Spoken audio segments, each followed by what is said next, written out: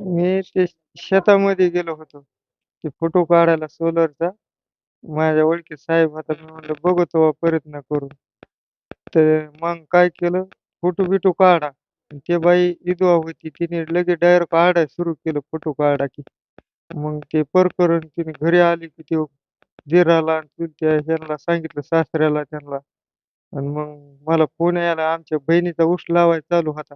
मी तिकडून आल्यावर ऊस लावला, दाबलं बेनं आणि पुन्हा मग फोन यायला लागला ना. मग मला म्हणले, "तू घरी ये."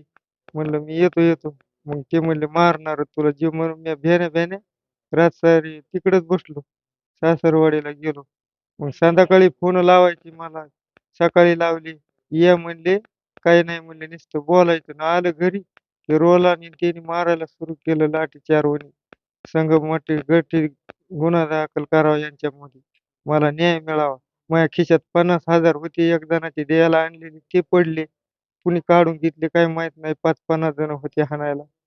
कुणी रॉडने हाणायचं, कुणी बल्ल्या हाणायचं, कुणी तसले मोठाले बल्ल्यावानी तसले रंदे काय म्हणतात ते एक होते.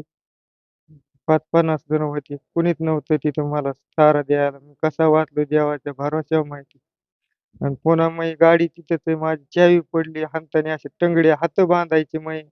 हात बांधून, पाय बांधून हाणले. खालून हाणलंय ढोपराला, पाय हात बांधून.